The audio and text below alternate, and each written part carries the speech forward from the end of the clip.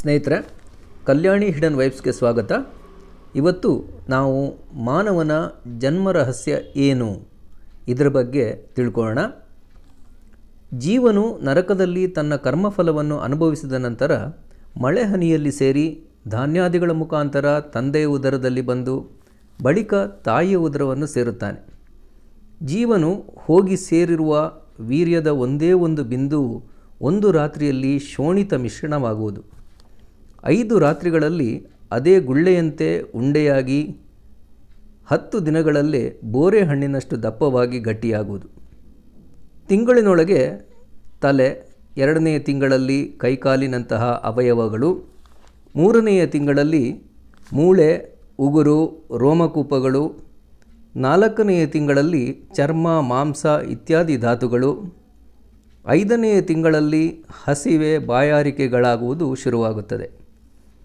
6ನೆಯ ತಿಂಗಳಲ್ಲಿ ಜಡವಾಯುವಿನಿಂದ ಬಿಗಿಯಲ್ಪಟ್ಟು ಉದರದ ಬಲಭಾಗಕ್ಕೆ ತಿರುಗುವುದು.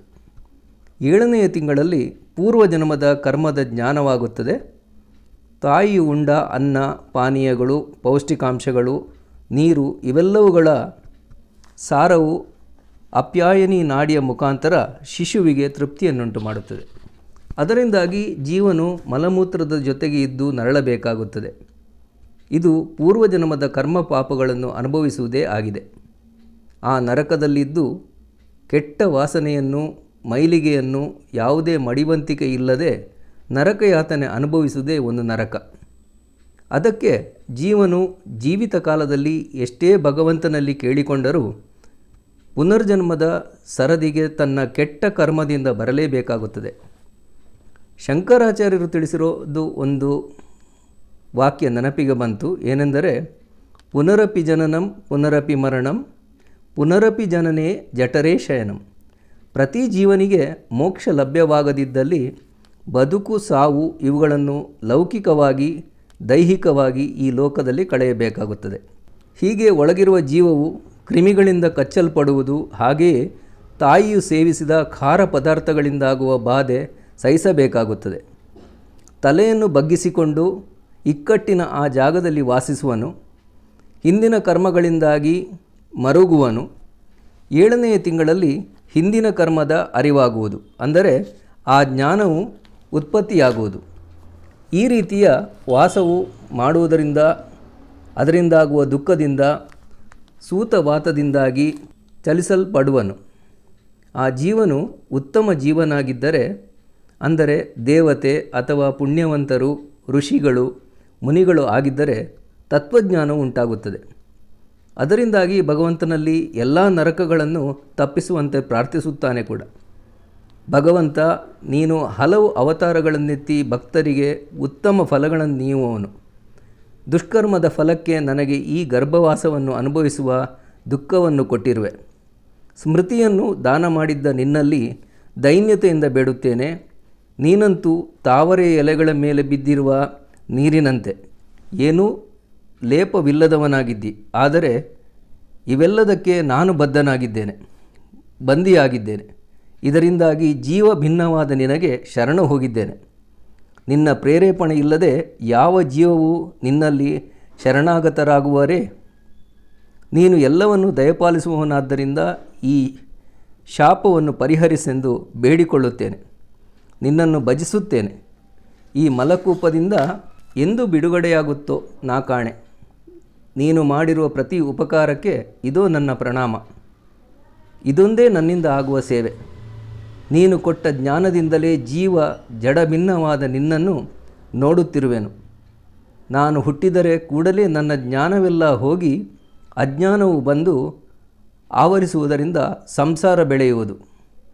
ಹಾಗಾಗಿ ಈ ಗರ್ಭದಲ್ಲೇ ವಾಸವಾಗಿರುವೆನು. ಹೊರಗೆ ಹೋಗಲು ಸ್ವಲ್ಪವೂ ಇಷ್ಟವಿಲ್ಲ. ಇಲ್ಲೇ ಇದ್ದು ನಿನ್ನನ್ನು ಧ್ಯಾನಿಸಿ ಜಪಿಸಿ ಸಂಸಾರ ದುಃಖವನ್ನು ಕಳೆದುಕೊಳ್ಳುತ್ತೇನೆ. ಹೀಗೆ ದೇವರನ್ನು ಬೇಡುತ್ತಾ 10 ತಿಂಗಳ ಹತ್ತಿರ ಸಮೀಪಿಸುತ್ತದೆ.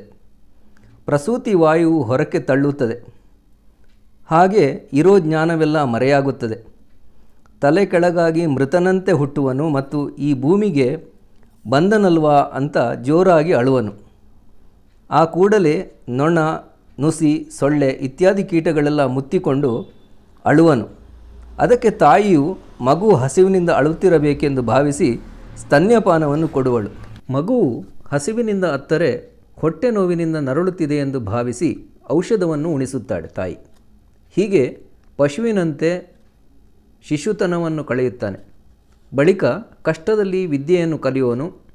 ಕಾಲಕ್ರಮೇಣ ಯೌವನಾವಸ್ಥೆಗೆ ಕಾಲಿಟ್ಟಾಗ ಸ್ತ್ರೀಯರನ್ನು ಬಯಸಿ ಕಾಮಕ್ರೋಧಗಳಿಂದ ತುತ್ತಾಗುತ್ತಾನೆ. ಹಾಗೆಯೇ ಶಿಷ್ಣೋದರ ಪರಾಯಣನಾಗಿ ದುಷ್ಕರ್ಮವನ್ನು ಮಾಡಲು ಪ್ರಾರಂಭಿಸುತ್ತಾನೆ. ದುಷ್ಟರ ಸಂಘವನ್ನು ಇಚ್ಛಿಸುತ್ತಾನೆ. ಹೀಗೆ ಹೆಚ್ಚಿನ ಕಾಲವನ್ನು ಅದರಲ್ಲೇ ಕಳೆದು ಒಂದು ದಿನ ಸಾಯುವನು. ಪುನಃ ಹುಟ್ಟಿ ಸಂಸಾರದಲ್ಲಿ ತೊಳಲುವನು. ಇವನು ಸತ್ಯ ಮೊದಲಾದ ಸದ್ಗುಣವಂತನಾದರೂ ತಮಸ್ಸಿಗೆ ಕಾರಣರಾದ ಸ್ತ್ರೀ ಸಂಘವನ್ನು ಮಾಡಲೇಬಾರದು. ಸ್ತ್ರೀ ಸಂಘವು ಮೋಹಕವೇ ಆಗಿದೆ. ಹೀಗೆ ಕರ್ಮ ಪರಂಪರೆಯಿಂದ ಸಂಸಾರ ಪರಂಪರೆಯು ಗಂಟು ಬೀಳುತ್ತದೆ. ಜೀವನು ಜ್ಞಾನಸ್ವರೂಪನು. ದೇಹ ಯೋಗ ವಿಯೋಗವೇ ಅವನಿಗೆ ಜನನ ಮತ್ತು ಮರಣ. ಅಷ್ಟು ಮಾತ್ರವೇ ಹೊರತು ಅವನ ಸ್ವರೂಪಕ್ಕೆ ಹುಟ್ಟು ಇಲ್ಲ. ಸಾವು ಇಲ್ಲವೆಂದ ಮಾತ್ರಕ್ಕೆ ಭಗವಂತನಿಂದ ಭಿನ್ನನಲ್ಲ. ಚಕ್ಷುಷಾದಿ ಇಂದ್ರಿಯಗಳು ಪರಸ್ಪರ ಭಿನ್ನರಾಗಿ ಇರುವಂತೆ ಜೀವ ಮತ್ತು ಭಗವಂತ ಜೀವರೂ ಭಿನ್ನರಾಗುವರು. ಹಾಗಾದರೆ ಸ್ವರೂಪವು ಜೀವ ಮತ್ತು ಆನಂದಮಯವಾಗಿರುವಾಗ ಜೀವನಿಗೆ ಸಂಸಾರವು ಹೇಗೆ ಬಂದಿದೆ ಎಂದರೆ, ದೇಹಾದಿಗಳಲ್ಲಿ ಜೀವನು ಅಹಂ ಮಮತೆ ಎಂಬ ಅಭಿಮಾನ ಮಾಡುವುದರಿಂದಲೇ ಸಂಸಾರವು ಅವನಿಗೆ ಗಂಟು ಬೀಳಲು ಕಾರಣವಾಗಿದೆ. ಜೀವ ಮತ್ತು ಭಗವಂತನ ಸ್ವರೂಪದ ಜ್ಞಾನವಿಲ್ಲದಿರುವುದರಿಂದಲೇ ಅಭಿಮಾನವು ಬರುವುದು. ಆದುದರಿಂದ ಪರಮಾತ್ಮನ ಮತ್ತು ಜೀವರ ಸ್ವರೂಪದ ಜ್ಞಾನವನ್ನು ಸಂಪಾದಿಸಿ ಅಭಿಮಾನವನ್ನು ಬಿಟ್ಟು ಸಂಸಾರ ದುಃಖವನ್ನು ತಪ್ಪಿಸಿಕೊಳ್ಳಬೇಕು. ಹಾಗಾಗಿ ಜ್ಞಾನಿಯಾದವನು ಜ್ಞಾನ, ಭಕ್ತಿ, ವೈರಾಗ್ಯವನ್ನು ಸಂಪಾದಿಸಿ ಸರ್ವಲೋಕ ಪಾಲಕನಾಗಿರುವ ಶ್ರೀಹರಿಯನ್ನು ನಿತ್ಯ ಪೂಜಿಸಬೇಕು.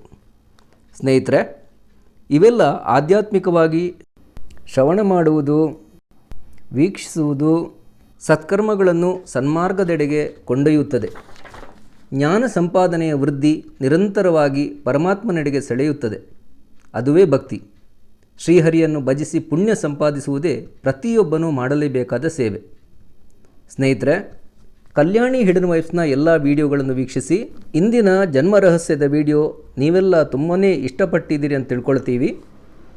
ಮುಂದಿನ ವಿಡಿಯೋಗಳಲ್ಲಿ ಇನ್ನೂ ಹೆಚ್ಚಿನ ಆಧ್ಯಾತ್ಮದ ವಿಚಾರವಾಗಿ ನೀವು ತಿಳ್ಕೊಳ್ಬೋದು.